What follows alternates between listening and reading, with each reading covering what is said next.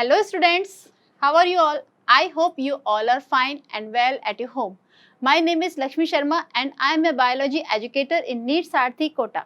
Today we will discuss about the reduced or deleted chapters or units or topics declared by NMC in NEET 2024.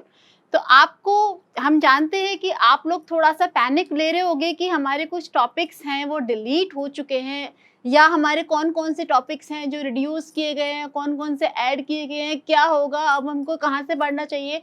तो आपको बिल्कुल भी panic लेने की ज़रूरत नहीं है, क्योंकि इस वीडियो में हम आपको कंप्लीट सॉल्यूशन देने वाले हैं कि आपके कौन से टॉपिक्स डिलीट हुए हैं, कौन से टॉपिक्स ऐड हुए हैं, आपको अपनी नीट 2024 की तैयारी कैसे करनी चाहिए और क्या पढ़ना चाहिए, कहाँ से पढ़ना चाहिए। ओके, तो स्टार्ट करते हैं आपका। अगर हम बात करते हैं बेसिकली फिजिक्स की, तो फिजिक्स में आपका यूनिट फर्स्ट है बेटा, फिजिक्स एंड मेजरमेंट। इसमें से आपके कुछ पर्टिकुलर टॉपिक्स हैं जो डिलीट हुए हैं, that is mass and time measurement, accuracy, precision of measuring instruments. ठीक है, ये कुछ आपके टॉपिक्स हैं जो आपके डिलीट कर दिए गए। सेकेंडली अगर हम बात करते हैं काइनेमेटिक्स की, तो इसमें भी कुछ ऐसे टॉपिक्स हैं, इसके एलिमेंट्री कॉन्सेप्ट्स वगैरह के रिलेट करते हुए कुछ टॉपिक्स हैं जो डिलीट कर दिए गए। नेक्स्टली हम बात करेंगे, जैसे आपकी यूनिट 6 है ग्रेविटेशन, तो इसमें से भी कुछ पर्टिकुलर टॉपिक्स हैं, जैसे आपके जियो स्टेशनरी सैटेलाइट्स है, इसको डिलीट कर दिया गया है, यहाँ से हटा दिया गया है, यानी इससे आपके एमसीक्यू बेस्ड क्वेश्चंस नहीं आने वाले हैं। नेक्स्टली अगर हम बात करेंगे थर्मोडायनामिक्स की बात करेंगे, तो इसमें हीट इंजन्स है, रेफ्रिजरेटर्स है, ये डिलीट कर दिए गए। आगे अगर हम बात करेंगे बेटा, तो कुछ ऐसे टॉपिक्स भी होते हैं जो आपके फिजिक्स में भी डिलीट कर दिए गए हैं, और इसके अलावा कुछ ऐसे टॉपिक्स हैं जो कि केमिस्ट्री में भी आपके डिलीट कर दिए गए हैं। तो अगर हम आपकी पूरी भी आपकी जो पीडीएफ है ये वाली, ये आपको इसकी वीडियो की डिस्क्रिप्शन लिंक में आपको पीडीएफ मिल जाएगी। तो यहाँ पे मैं आपको एक एक टॉपिक का नाम पढ़ के नहीं सुना रही हूँ, आप वहाँ से पीडीएफ चेक करना एंड वहाँ से आप गो थ्रू कर सकते हैं कि कौन कौन से टॉपिक्स हैं जिनको हमने रेड कलर की यहाँ पे हाईलाइट कर रखा है ना, ये टॉपिक्स आपके यहाँ पे डिलीट कर दिए गए हैं, एनएमसी ने इसको हटा दिया गया है यहाँ से, यानी इनका आपको ज़्यादा ध्यान नहीं देना है। तो अब हमको क्या पढ़ना चाहिए, हम उसके लिए बात कर लेते हैं थोड़ा सा। तो देखो बेटा, ये आपका फिजिक्स की बात होगी यहाँ पे आपकी। अब हम बात करेंगे थोड़ा सा केमिस्ट्री लेवल पे चलते हैं कि भाई अब अच्छा चलो इसमें पहले बात करते हैं कि इसमें क्या क्या ऐड कर दिया गया, फिजिक्स में क्या ऐड किया गया है। तो बेटा फिजिक्स में ऐड किया गया एक्सपेरिमेंटल स्किल्स की रिगार्डिंग। एक्सपेरिमेंटल स्किल्स यानी आप जो एक्सपेरिमेंट्स वगैरह करते हैं, स्कूल्स लेवल पे आपके एक्सपेरिमेंट्स कराए जाते हैं ना, तो उन एक्सपेरिमेंट्स को ऑब्जर्व करने के बाद में जो कंक्लूड करते हैं उनसे भी एमसीक्यूज बना सकते हैं, और उसके जो टॉपिक्स गिवन है वो आपको यहाँ पे गिवन है कि ये एक्सपेरिमेंट्स हैं, इन एक्सपेरिमेंट को आपको ढंग से पढ़ना है, आपको एक एक ऑब्जर्वेशन ढंग से पढ़ना है, कंक्लूजन ढंग से देखना है, एंड फाइनली उन पर किस तरह से आपको एमसीक्यू बनाया जा सकता है उसको आपको देखना पड़ेगा। ठीक है, वहां से क्वेश्चंस यहाँ पे ऐड होके आ सकते हैं। तो ये थोड़ा सा नया टॉपिक ऐड कर दिया गया है यहाँ पे।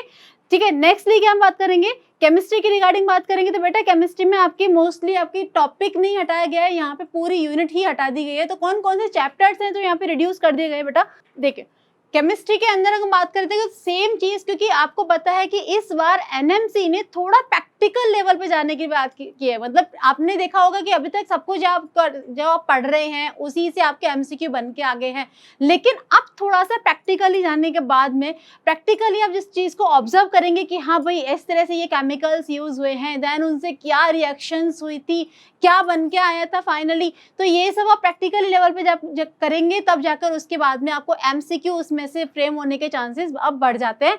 तो यहाँ पे आपका भी ये सेम चीज इन्होंने केमिस्ट्री में भी अप्लाई कर दी गई है, फिजिक्स में भी सेम प्रैक्टिकल लेवल पर जाकर के किया गया है। तो यहाँ पे principles related to practical chemistry इन्होंने ऐड किया है, और कौन कौन से यहाँ पे टॉपिक्स रहेंगे वो नीचे आपको टॉपिक्स यहाँ पे गिवन है। तो आपको एक बार उन सारे टॉपिक्स को गो थ्रू करना है, देन उसके बाद में आपको ये चेक करना है कि इनमें से क्या क्या प्रैक्टिकल लेवल से क्वेश्चंस फ्रेम हो सकते हैं। और वैसे भी नीट सारथी आपके साथ है, आपको वरी करने की बिल्कुल जरूरत नहीं है, आपको प्रैक्टिकल लेवल की भी तैयारी हम कराते हैं। Nextly remove chapters from chemistry, क्योंकि केमिस्ट्री से टॉपिक डिलीट नहीं हुए थे, पूरा का पूरा चैप्टर ही चला गया है यहाँ से। तो कौन कौन से चैप्टर से बेटा, एक तो आपका यूनिट 5 है स्टेट्स ऑफ मैटर गई, यूनिट 9 हाइड्रोजन गया यहाँ से, एस ब्लॉक एलिमेंट्स गया, एनवायरमेंटल केमिस्ट्री गई, यानी इतने सारे चैप्टर्स आपके डिलीट हो चुके हैं, यानी सिलेबस आपका बहुत ही कम हो चुका है।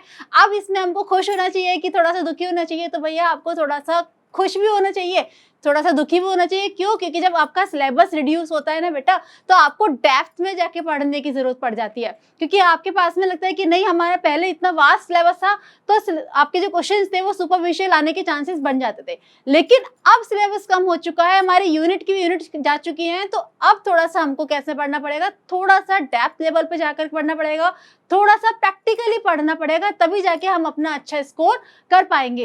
अब हम बात करते हैं अपना मेन टॉपिक की, दैट इज बायोलॉजी। बायोलॉजी में क्या क्या गया भाई, तो बायोलॉजी की रिगार्डिंग बात करेंगे। डाइवर्सिटी एज इट इज है, इसमें कोई छेड़ना नहीं है।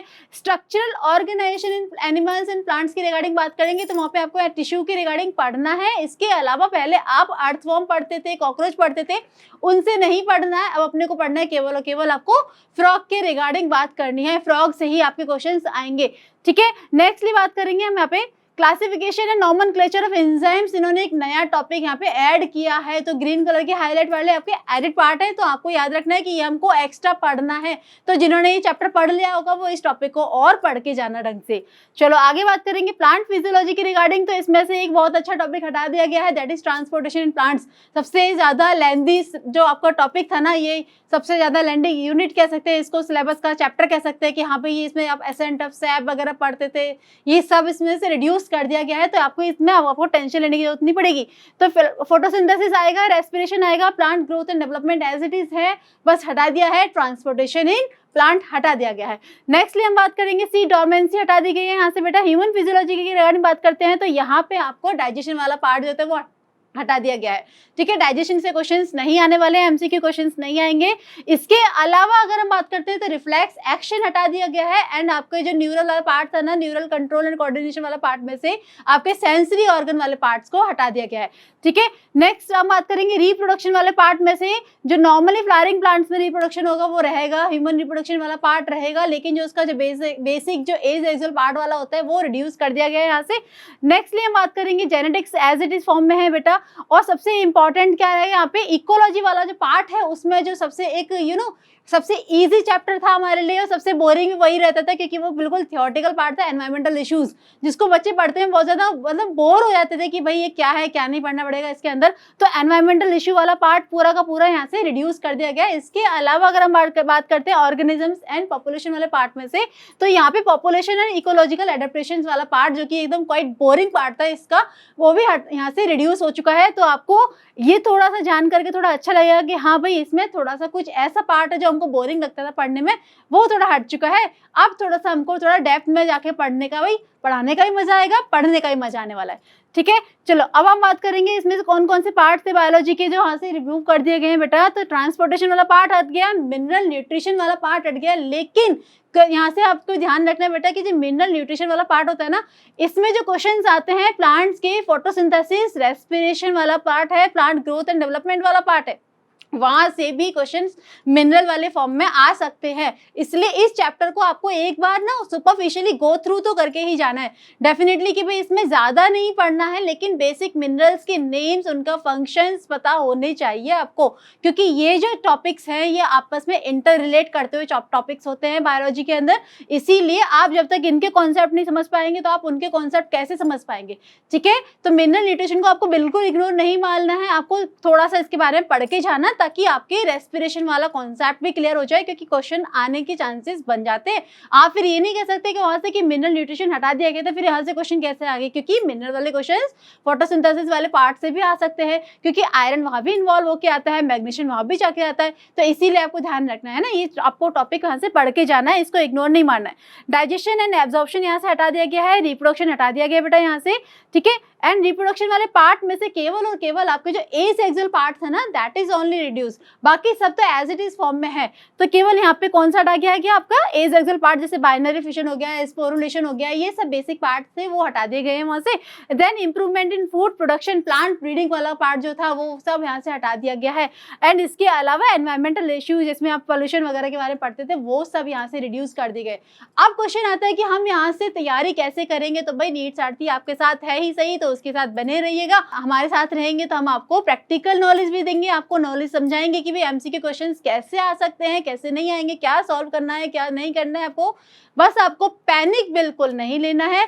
आपको वीडियो अच्छी लगती है तो आपको इसको लाइक करना है, सब्सक्राइब करना है, शेयर करना है, अपने फ्रेंड्स को जरूर बताना है ताकि वो भी अपना नीट लेवल क्लियर कर सकते हैं। Thank you.